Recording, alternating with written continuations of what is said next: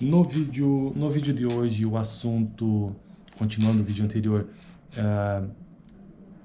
o relato, né, de rotina contábil do segundo dia. Então, esse é o assunto de hoje, relato do que eu aprendi no escritório, o que eu fiz, na verdade, no escritório de contabilidade no meu segundo dia.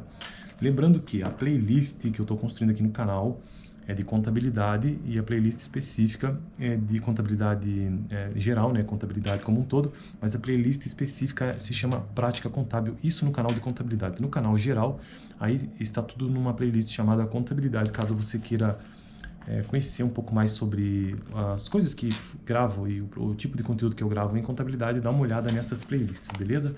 Bom, o vídeo anterior eu fiz um relato do meu primeiro dia, vou aqui super resumir o que eu aprendi neste primeiro dia, que foi no dia 21/3/2023, eu aprendi a cadastrar a empresa e fazer lançamentos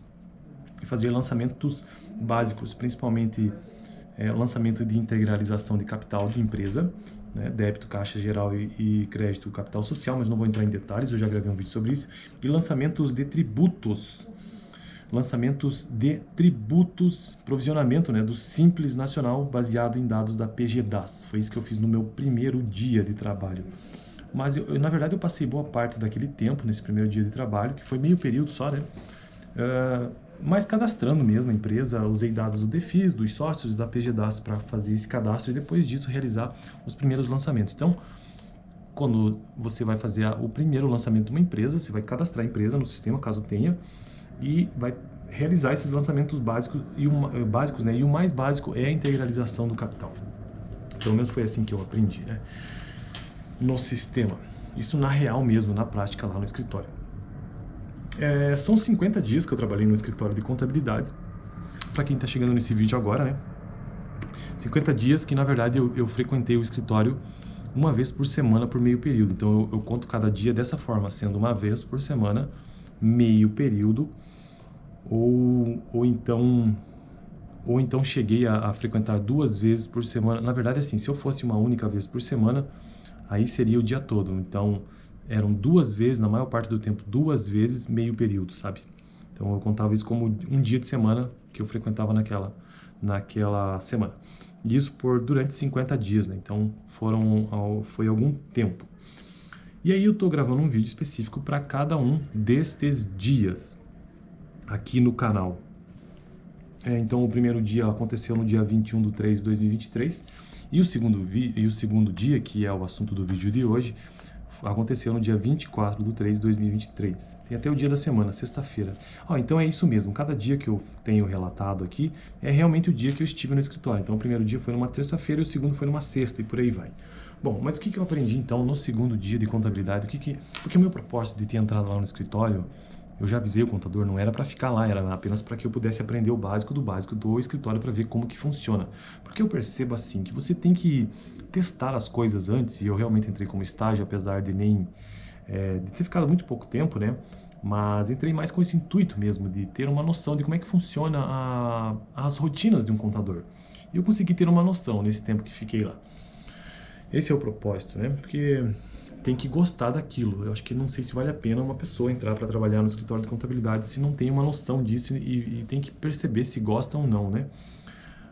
O que então eu aprendi nesse segundo dia? Nas minhas anotações, todas feitas à mão, à caneta, então eu ia fazendo o trabalho que o contador me passava. Hoje você precisa fazer isso, isso, isso. Beleza. Essa era a missão do dia. E geralmente era assim, né? Ele já me passava o que tinha que ser feito naquele período, no menor tempo possível. Então eu já deixava minhas anotações aqui do lado, folha sulfite, e eu ia tomando nota, exatamente como eu fiz aqui. E eu recomendo que você faça o mesmo, porque assim, quando você sair daquele lugar, pelo menos você tem as suas anotações, coisas que você pode consultar. E eu, inclusive, estou aproveitando para gravar um vídeo aqui para você sobre isso. Então, no segundo dia, eu coloquei assim, ó, eu sempre colocava no final, depois que terminava o expediente, eu colocava, hoje aprendi o quê? Daí, hoje aprendi como fazer lançamentos de tributos, mas por regime de caixa. Isto porque lá no primeiro dia, os lançamentos que eu também fiz os lançamentos foram de tributos, né? Mas pelo regime de competência, ou seja, o provisionamento, né? Apenas o provisionamento. E agora o regime de caixa. ou seja, o pagamento propriamente dito, porque esses lançamentos são diferentes.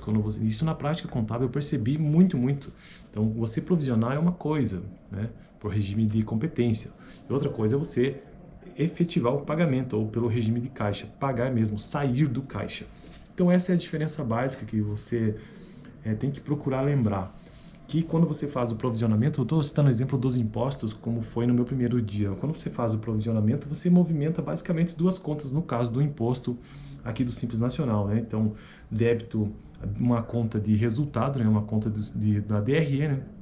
Que é uma conta de despesa Simples Nacional, e crédito Simples Nacional a pagar. Isso é um provisionamento. Isso é o regime de competência, tá? Ele não está propriamente saindo da empresa em termos monetários, de fato.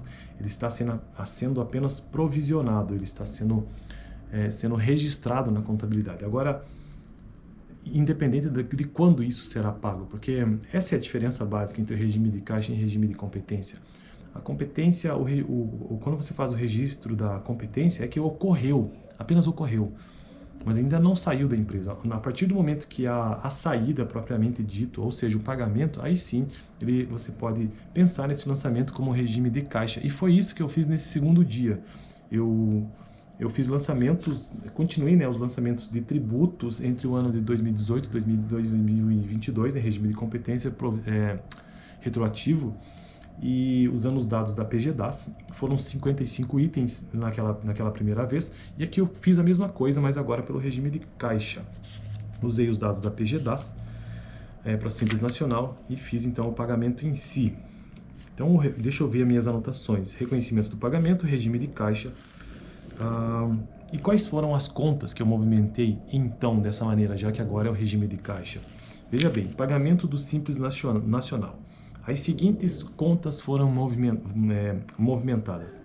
Primeira delas, simples, se é regime de caixa, então vamos movimentar o caixa, né? Então, reduzir o caixa, ou seja, alguma coisa precisa sair do caixa. Então, crédito no caixa geral. Então, o valor total daquela PGDAS, daquele valor que estava naquele campo número 6, inclusive, da PGDAS. Não sei se isso, até você assistir esse vídeo, se já não mudou. Esse PGDAS, ele é um documento, uma declaração mensal. Na verdade, ele é uma declaração mensal. Eu não cheguei a aprender como que se faz, não cheguei nesse nível, né? Mas todo contador tem acesso a isso. É uma declaração mensal emitida pelo próprio governo, ou pelo dono do estabelecimento, e que o contador geralmente tem acesso. Lá tem todas essas informações que ele precisa, né? Então, no caso de Simples Nacional. Então, as contas contábeis que eu aprendi a movimentar nesse dia pelo regime de caixa foram as seguintes: caixa geral, o valor total que estava na PGDAS daquele mês, e o simples, é bom lembrar isso, é o total daquele mês, né? E o simples, e daí débito na conta de passivo. Lembrando que a conta caixa geral é uma conta de patrimonial que fica no ativo. Então, aqui no caso, como está saindo, então você lança a crédito. E aí, a contrapartida disso são duas contas que eu movimentei nesse dia. Simples a pagar, que é uma conta patrimonial do passivo, e tem que, nesse caso, reduzir. Então, você lança a débito. Só que o valor líquido. O valor líquido do quê? Aí é que tá, tem que fazer a interpretação desse documento da PGDAS. Porque lá, neste caso específico, eu percebi, e o contador me ensinou isso, que ela foi paga, essa PGDAS específica, ela foi paga em atraso. Então, isso gera multa e juro. E aí você tem que especificar. Então, aqui, por isso é que ocorreu esse terceiro lançamento que eu vou dizer agora, que é débito, uma conta, portanto, de resultado, né, de despesa, é uma despesa com juros e multas. Isso tem um campo, inclusive, na PGDAS específico lá que mostra valor de multa e juro. Então, neste primeiro exemplo, né, eu fiz esses lançamentos: crédito, caixa geral, débito Simples Nacional a pagar e débito com despesa de juro e multa. Então, o valor líquido com o valor da despesa, por serem de débito, terem esta natureza, né, elas fecham no razonete. Inclusive, eu cheguei a desenhar razonetes para eu poder entender melhor. Beleza, então o que mais que eu fiz? Continuei os lançamentos do tributo, provisionamento, né? Como eu já disse. O que mais que eu poderia mencionar? Também comecei a ter contato com o DARF, Documento de Arrecadação Fiscal, e DAS. Que mais? Eu meio que já fiz um resumão, né? Agora eu vou reconhecer o pagamento, leitura da PGDAS. Tá? E fiz isso para aqueles anos que eu já mencionei. Entre 2018 foi bastante coisa. E aí eu tinha que fazer essa diferenciação, né, entre vencimento e pagamento. Tem essa diferença, porque o Simples Nacional ele tem uma data, né? Ele tem uma data de vencimento, no caso aqui, sempre dia 20. Dia 20 é o período que a data que sempre vence. A PGDAS ela tem ali uma data e é sempre no dia 20, nos casos do Simples Nacional. E o pagamento às vezes acontecia depois, então isso gerava multa, né? O que mais que eu poderia mencionar? Aqui eu estou dando uma olhada, por isso que é bom anotar, eu estou consultando, tá vendo? Tá, que mais? Ó, eu cheguei a desenhar alguns razonetes, o contador inclusive fez isso, para me ajudar a entender essa questão que foi a primordial deste dia aqui, que era entender essa divisão entre caixa, pagamento de juro, multa e tudo mais. Beleza? Então esse foi o meu segundo dia no escritório, onde eu aprendi a fazer lançamentos de tributos, mas por regime de caixa. Fico por aqui. No próximo vídeo farei o relato do terceiro dia. Dá uma olhada neste vídeo onde eu fiz o relato do primeiro dia.